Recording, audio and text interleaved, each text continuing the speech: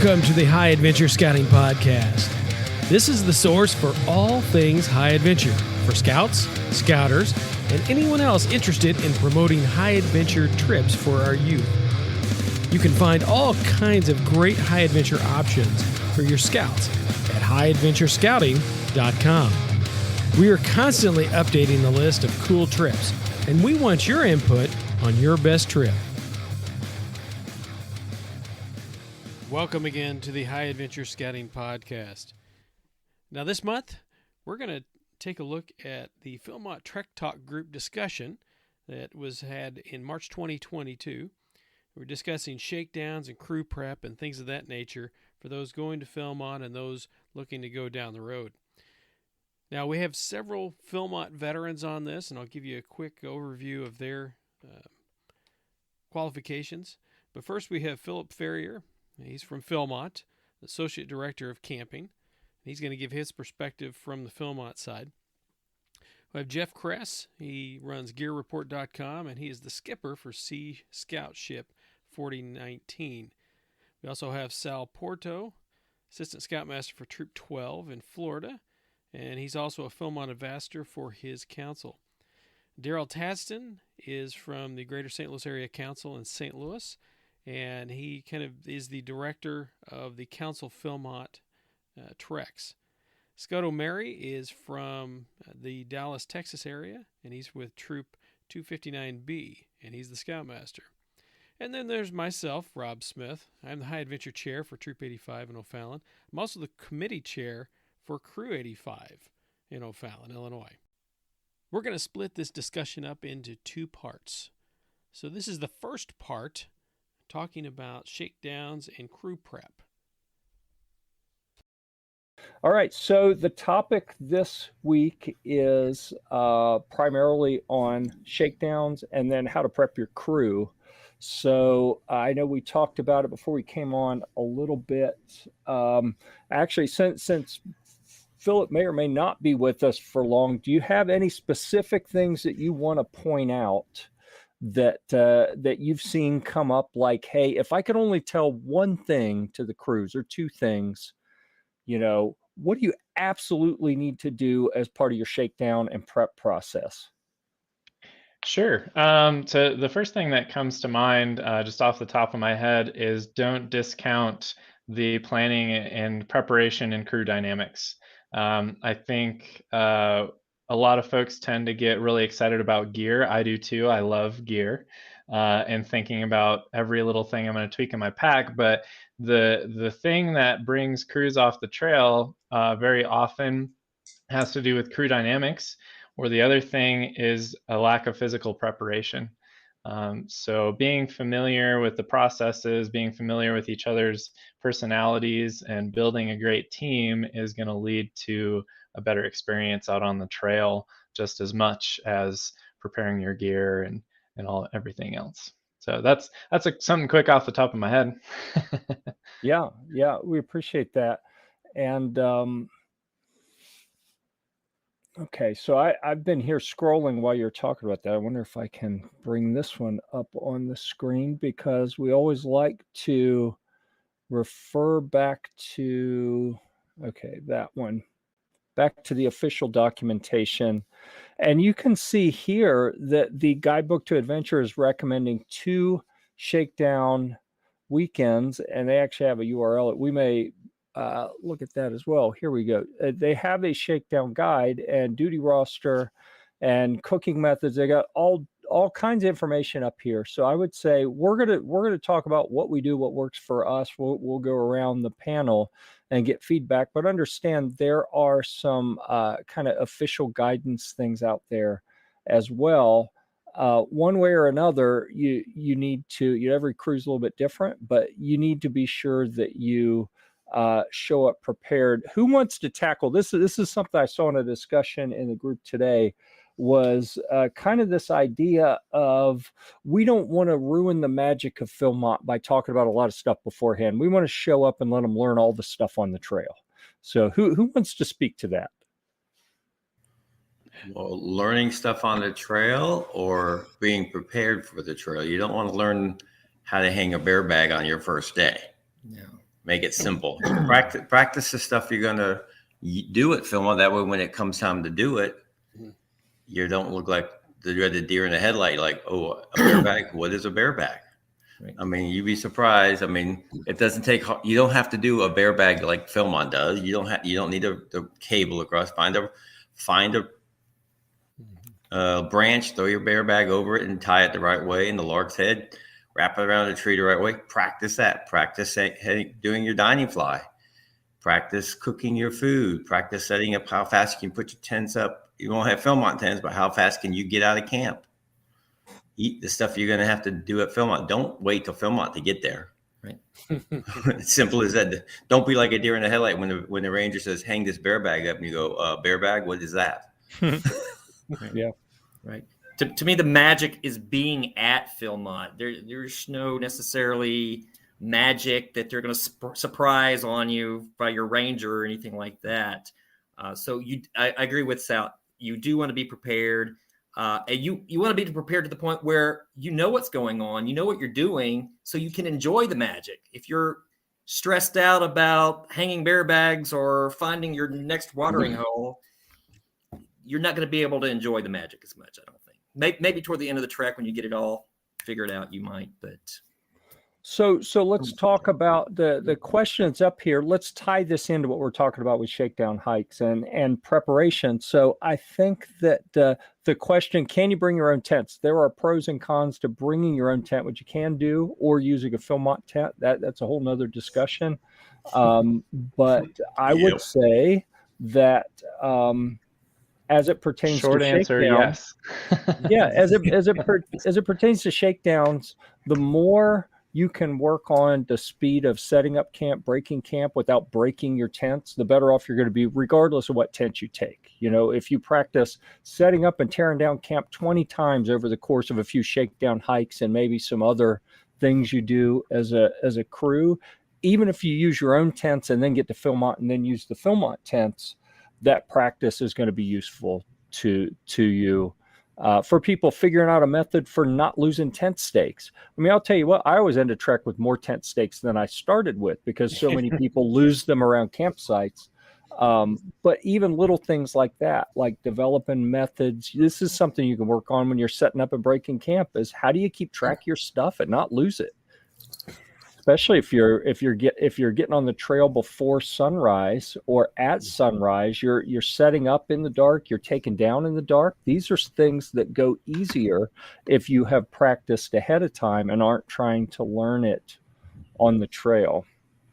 One of the things that I saw earlier in there was tent stakes as gutter bales, and they're perfectly acceptable. My recommendation would be that you paint them first of all with a day glow, bright orange or bright green, so you can find them in the grass or even in low light areas or at low light times. And back to tents, Philmont tents are totally adequate. The price is right. They come with the fee. Okay, a couple of pounds, but you break it between the two tent mates, and it's very manageable. But I would say, even as whether it's an official shakedown overnight, if you're just doing a training hike and you want some weight in your pack, put your tent and your dining fly in there. And when you stop, set your tent up. So the stop takes, 20 minutes longer than what you want. But practice at putting it up, taking it down. So you're familiar with it. I mean, it's not a race, but you want to be efficient in what you're doing. So, carry them with you for added weight and set it up when you stop and say, hey, this is going to be a pack soft break, and this is what we're going to do. Yeah, that's good. And that's something you need to talk about before you hit the trail for your shakedown, because I can tell you that the first shakedown for last summer's trek, and I was a guest of this crew. So the first time I met them was at the shakedown, and we're on the trail, and I suggested, hey, when we take this break, does anyone want to set some stuff up? Yeah, I want to see how fast you guys are. And the one guy looked at me and said, what are you talking about? I can't. Like, well, well, no time like the present to learn. Here, I'll help you. And he's like, no, you don't understand. I have a bag of rocks in my pack. I didn't bring gear. He literally went to like Home Depot and bought a big bag of river rocks. They were gorgeous, little, polished. They were really nice. But instead of carrying camping gear, it's like, yeah, okay. You can't spring that on someone if they don't have their tent with them. And to the magic, let the magic happen. I personally, like to let it happen. I tend to see over the years, how do I want to gracefully say this? The adults tend to over-engineer, over-analyze, the whole thing, and they take it out with the crew, and we're 2 minutes behind schedule, and you're a half a pound overweight and so forth. It's all going to work out, as long as you're not ridiculous in what you're doing. But let the magic happen, and see, and let the kids lead, because they're gonna surprise the heck out of you when they face a challenge, and you step back and say, crew leader, what are we going to do? And work with them on that standpoint. And when I say crew leader, I think at this point, we're 4 months out. You should have, I believe, your 3 youth leadership positions in place and working. I mean, let the crew leader do his job starting now. The worst thing you can do to them is, you get to Philmont and you get through the Welcome Center and you meet your ranger, and here's your crew leader, and this is the first time, he's really led the crew. And same way with the chaplain's aide and the GIA. Speak with them about what their responsibilities are, and when you're on your training hikes, maybe you want to say a prayer before you start and a prayer of thanksgiving when you finish. Or any meal that you may have along the way, and practice some of the low impact or leave no trace principles for the GIA. But those positions should be in place and designated and being practiced right now on all your training hikes, all your shakedowns, even organization of the, when you meet as a crew in the wherever you meet, the church basement or somebody's home, let him lead the discussion. I mean, he's really like the senior patrol leader. Or she. Pardon? There you go. Yep. Or she. He or she. This is true. I'm not generally PC, so. We all know the major high adventure bases around the country, and they offer some awesome programs. Have you been searching for a cool alternative from your typical high adventure trip? As a scout leader, I want to give our scouts some great alternatives. You need to check out highadventurescouting.com. You'll find information on over 30 different council high adventure bases in 24 states.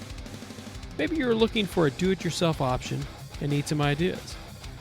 Maybe you've taken a great trip and you want to share your good fortune with your fellow scouts and scouters. Just send us the details and we'll publish your trip. Whatever your interest, highadventurescouting.com is the one-stop shop for all things high adventure. That's highadventurescouting.com. So at this point, let's say that there's someone out there listening who has not done a shakedown hike yet. What would you lay out? Let's say they're a July trek. What? Give me a schedule for them. Like, what should they be doing over the next couple of months? And who wants to tackle this one? I will. I'll do it. Okay. I'll start it. If you're going in July, let's see, this is March, April, May, June, July. You got 5 months left. You need to hike at least 4 to 5 times. What I would do if you have the time to do it, look at the hiking merit badge. Bingo. Do the hiking merit badge and start with low weights and work your way up to the 20 miler with a full pack. Depending where you live, you can do it. I'm not a big fan. I know a lot of people out there are fans of doing stadium climbing and building climbing. that beats your feet up doing concrete. I really hate doing concrete. I rather do long distance in a forest than doing concrete steps. And when Daryl goes back to doing the crew leader, how I do mine is I set up the training hike. And once we get there, I give him the map and say, okay, go for it. Goodbye. Have a good day. Call me when you need me. So I'm always the caboose. So if you want to find me, I'm in the back. The scouts are up front. I'm in the back and they're leading. That's what we did this weekend. They did everything. They called the breaks. They did everything they're supposed to. We treat our training hikes as a hike. Let the crew leader lead. So I know you're running a council contingent. Yep. Other folks are going to be running a crew that is from their own troop where they know everyone and they have a good feel for the skill level. I imagine that those present different challenges since you don't know what you're getting as far as on the crew that you're with or any of the other crews. You probably know some of the participants, adults or youth, but you don't know all of them. Correct. Do you do any organized specific skill training? Like, are you doing map and compass or any like outside of wilderness first aid, like the official what's required? Are you doing any first aid stuff? Are there any other things that as the adult, and I'm not trying to cut you off, but I mean, as the adult that you're teaching before you hand things over to the youth for them to teach? Or are you just saying cover all these things? No, what we do in our council, Phil won't like this. We have a Philmont Skills Weekend in January. It's Friday night, Saturday, and Sunday. And we basically cover what the ranger teaches them. We have 6 crews. We break it up in a round robin. We have volunteers that have been to Philmont. They do basic map skills, basic first aid skills, hanging a bear bag, hanging the dining fly, water purification, how to pack a backpack. We do that on a Saturday. Saturday night, we do a trek presentation on how to pick a trek, and that's usually indoors. And by then, the trek selection weekend is usually the weekend after, so they should come prepared with some questions about a trek. So and we tell every crew leader now, if they don't have a crew leader, we tell every crew, practice all these things when you do your training hikes. Because again, 6 crews, I can't keep track of 6 crews. Mm-hmm. I keep track of 1, that's mine. The other 5 are kind of on their own. I touch base with the adult leaders to ask how you're doing. What we're trying this year, we're actually next month and the month after that, we are actually doing a 6-man crew, everybody invited practice hike. I'm gonna see how we don't know how it's gonna work. With 66 people, we may have a very big long trail, but we don't think we get all 66 people there. So maybe we get 30. We'll be happy. But we're just that way. At least every crew can go on 2 hikes that they know of. Again, every one of my crews are a mishmash of everything. There's no troop that filled up all 12 spots, and so you get to meet your people usually in. We have a meet and greet right after summer, like in August, and then you meet if we have the crews available. And then January we should have the crews set, and then you go from there. Again, every crew is different. This year I have 2 crews. I have one in my crew. I have 7 boys from 4 different troops. So, but they all get together like they're supposed to. They already decided by themselves. I gave them the paperwork on crew leader. They decided who's going to be what, and before we talked about it, they already knew what was happening. So it was good. That's how I do it. That's how we do it here in Florida. Again, everybody's different. Scott's probably jumping and waiting to tell me what I'm doing wrong. No, not at all. You just bring up a point that kind of makes me think maybe we need to have a distinction. You mentioned you use the hiking merit badge as somewhat of a guide, but I use the backpacking merit badge as a guide. And I guess to me the distinction is I'm using the backpacking merit badge for the Shakedown weekend hikes, the all-encompassing practicing hiking and setting camp and breaking down camp and team dynamics, all that from the backpacking standpoint for a whole weekend. I'll use the hiking merit badge if we're just going to do a day hike for the day and we just want to do some physical fitness activities, maybe a little hiking etiquette there, but it's something maybe more local. We're just going out for a Saturday and we're coming back. So I don't know if you're using that distinction or not when you're recommending what they need to do before July? I recommend hiking because not every crew will camp every day. And if you do the hiking mirror badge, you can start off slow, 5 miles, and I tell them bring your backpack like you're backpacking, but don't try to put all 40 pounds into 5 mile your first trek. Start with 20 and work your way up. By the time you hit that 20 miler, you should have probably almost a full backpack to do 20 miles. And we treat that we may do that as a camp out, but we'll do that in one, like on Saturday morning, do 10 miles, stop for lunch, set camp up, break camp down, do another 10 miles to camp again for the night.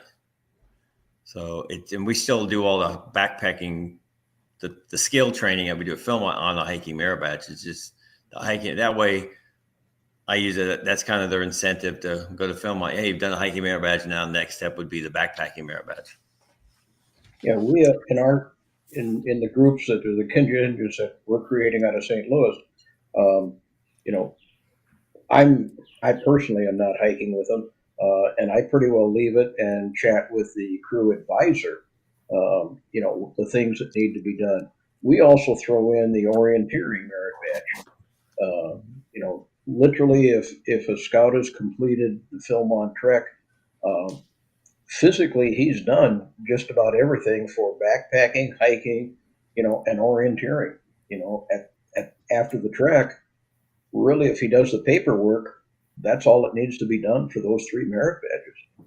But I leave it, and chat with the crew advisor and get them to meet with their crews, beginning as soon as we organize them, as soon as they, know who their crew is, and then they start Zoom meetings and chatting with them and working out the details. And we also encourage them, just because we don't have a scheduled hike for the entire crew or a shakedown,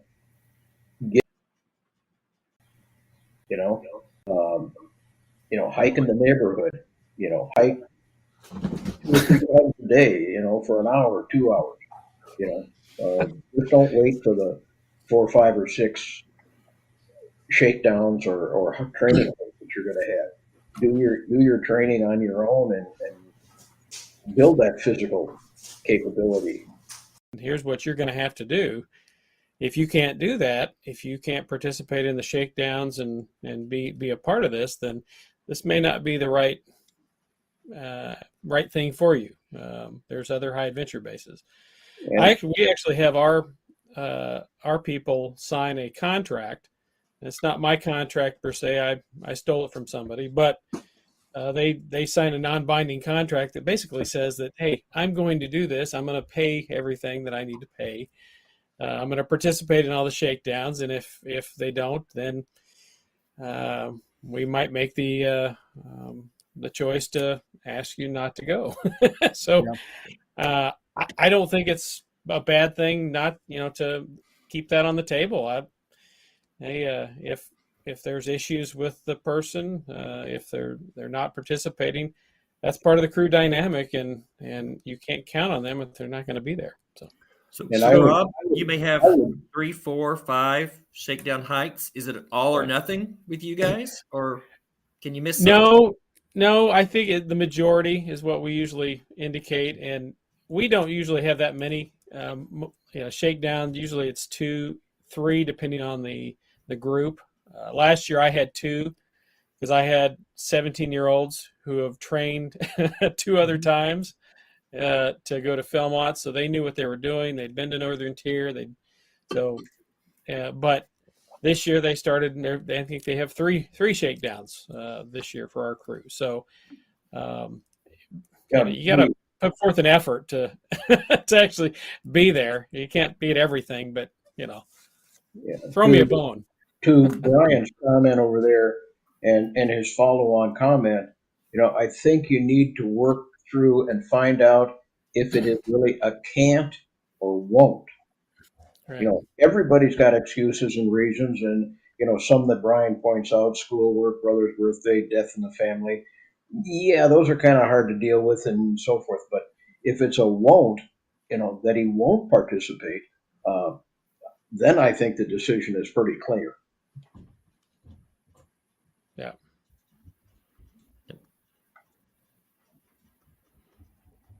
All right. This is a long one here. I'm going to go ahead and put it up here. I was trying to read it ahead before I put it up there, but it was too long and I got lost. So more than about 6 words in a row, you start to lose me. Live at the start of the AT, considering 15-mile weekends in order to work on the backpacking marriage. We're concerned that the distance elevation change would be greater than we do daily at Philmont. Would you suggest the harder shakedown weekends or pulling the distance elevation gains back in line? Well, something that you're probably not going to replicate most places in the U.S. is the effects altitude. So you may say, well, we're doing more than we're actually going to do at Philmont. Are we overdoing it? But then you throw the impact of that altitude on top of the stress of travel to get there, the excitement. People probably aren't going to have slept well for a few nights getting out there and in base camp. And the trek's going to be harder than you expect, I think. Anyone else? Base camp's at 6,500 feet. So I certainly agree with you, Jeff. and I'm curious what section of the AT you're hiking on, because we have quite a bit of elevation change here at Philmont between 6,000 and 12,000 feet. Yeah. I'm guessing in Georgia, since he says it at the start of the AT. So that would, I don't know. Well, there's really not a lot of elevation, altitude, I should say, not elevation, altitude on the Appalachian Trail, especially to start there. So I'm not sure they're going to be able to mimic what you're going to see at Philmont there. I would say that at this point in March, you should be doing those elevation changes for sure, getting your crew up and ready. If it's your first shakedown in March, maybe you don't want to do that one, your first one out. Maybe you want to work something a little bit flatter and work on more skills as opposed to introduce elevation as a next shakedown. Yeah, has anybody ever came off the trail and says, "Oh, I've overtrained for Philmont"? I don't think so. I didn't. No, you can never overtrain for Philmont. I mean, come on. Simple as that. Maybe that should be a survey question, Philip. Have you overtrained for Philmont? As long as you're not injuring anybody, I don't disagree. Thanks for joining us this week for part 1 of the Philmont Trek Talk group discussion on shakedowns and crew prep. Part 2 will continue the discussion just to make it easier for everybody to listen to in a podcast. Thanks for joining us today, and remember to tell your friends about this podcast. You can find us online at highadventurescouting.com, on Facebook or Instagram. If you have any questions or ideas for future podcasts, just email us at info@highadventurescouting.com. This podcast and website are independent and not affiliated with any youth organization. Happy high adventure! This has been a production of High Adventure Resources.